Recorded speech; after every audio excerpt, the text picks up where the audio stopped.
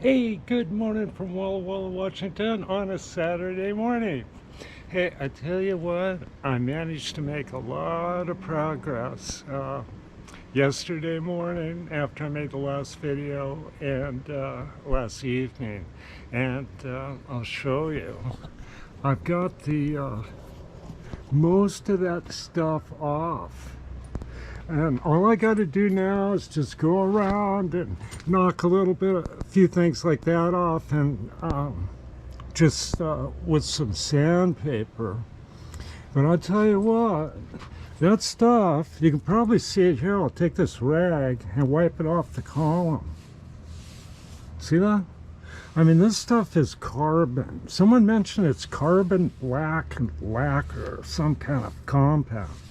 But you can see how that stuff is. It's just terrible. But I got it. I got the base to do down here. That's ugly, but that's going to be so much easier than this, the head. And it looks to me like I'm going to get some paint on it today. Yeah. But I'll go over it by hand and wipe it down and get it ready for some primer paint. And, you know, the next day or two, get some primer paint on this old Axelson lathe. But I tell you what, I come to the conclusion that radial drill presses are rather difficult to work on. What's going on, Chloe? Don't wake everybody up. It's only 7 o'clock still. Oh well. Oh, back into here. Hey, knock it off. She likes to bark. Oh, yeah, back over here. I just got some more scrapers to sharpen, but it's coming to an end, I'll tell you what.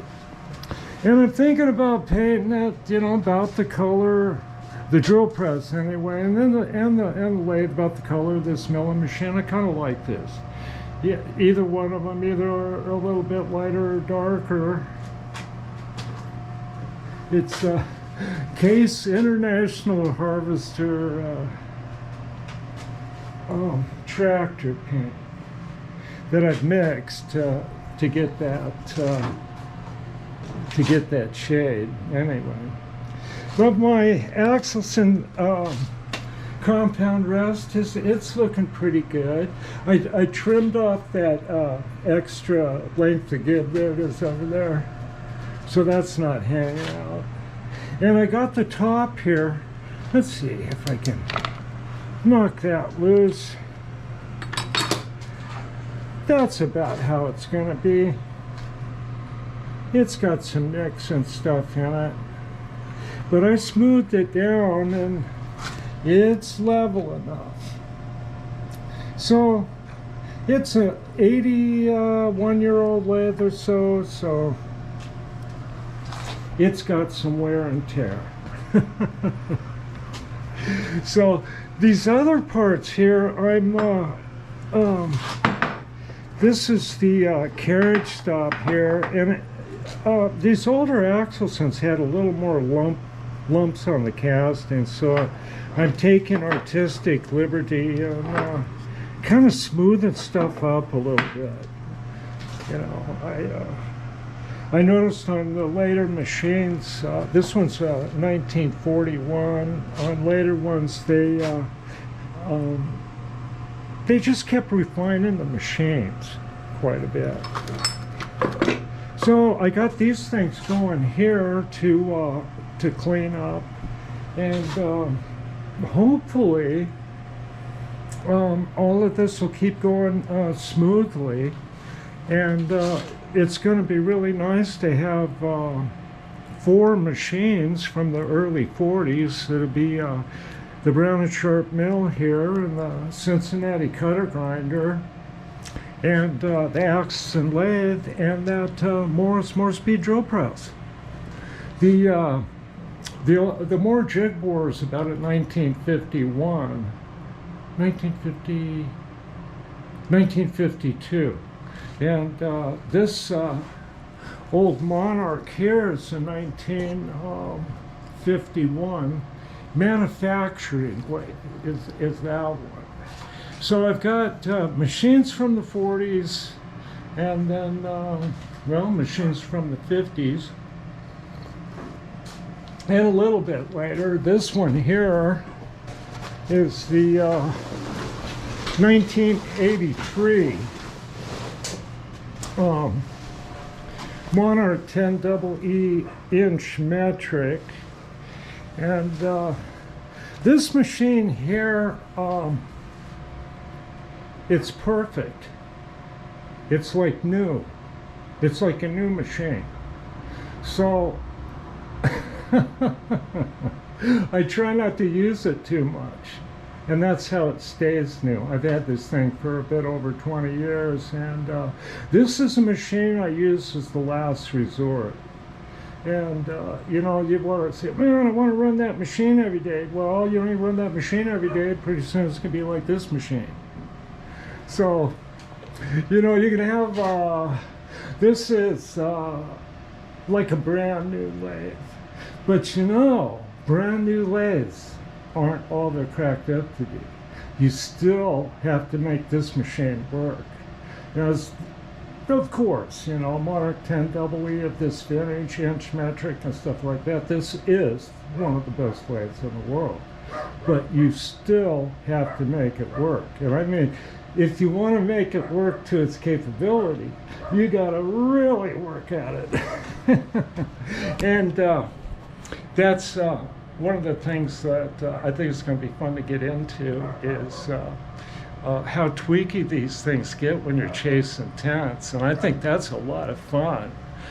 It drives a lot of people crazy. You got to be very patient, but you can do all kinds of things to make a machine like this perform.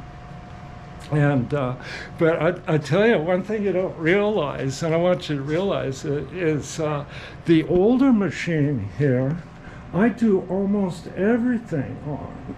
But you know, it's got wear and stuff like the Axelson, but you find the sweet spots. So I've done a lot of high precision work on this machine, and it's not often you need to turn a full length with high precision. We got this guy out here. What's he done? Oh, I think he's going to keep going. Oh, okay. He kept going. Yeah, I think. We'll see if he's coming up the driveway. No, I don't think so. I'll head back out. Chloe, are you up here? You better get up here.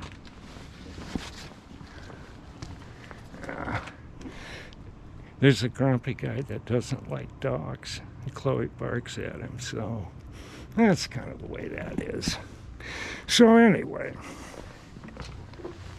I'm doing the best I can to be a good neighbor. Yeah, you stay up here and stay away from that grumpy guy. See? She gets down there and she polices the neighborhood. Come on, get up here. Come on, you know, knock it off. That's terrible. Okay. Just part of my life here. All right.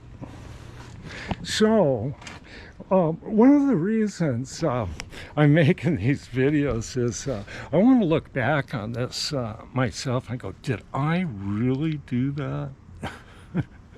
We built a radial drill in a driveway. Well, I guess I did, but I don't know. It actually at this point here, I'm really enjoying it now that I got that black crap off that thing. Oh, and another thing that you might find interesting, you know, you make discoveries when you work on stuff, you know. And the radial drill I'm really interested in because it's a machine I have the least experience with. But I'm going to point something out to you. You might find it interesting. Now, that thick stuff, the black stuff, was just like extra thick on this whole arm here. I mean thick, and up in here in places, and the arm's hollow under here. I don't know if you can see that. There's holes here. I'm gonna get around back. You look at the side, it's hollow here, hollow in here, and it's solid at the top. And if you think about the design, I don't know if I can knock on it. See if I can knock on it here. Well, I'll tell you, when it had that black stuff on it, it had less of a ring to it. Yeah, see? Especially out here. See, this thing could get some harmonics going. Banging on it out there. So, one of the things I can do, they got some stuff, and I've seen that it works. There's some vibration insulating foam-like stuff, and it's kind of spendy, but if I have any trouble, I'm going to spray it in there, because this goes way back in there. And this is that place where the window is, and I can bore a hole here and get to those glide bearings on the other side and replace the bearings that way. But I don't know. I'll just have to think about it. But I got most of the cap off, and I think I'm going to be able to paint it. Looking good. Looking real good. Okay. Hopefully I can come back later with some painting on this thing. Okay. You guys have a good morning. Bye-bye.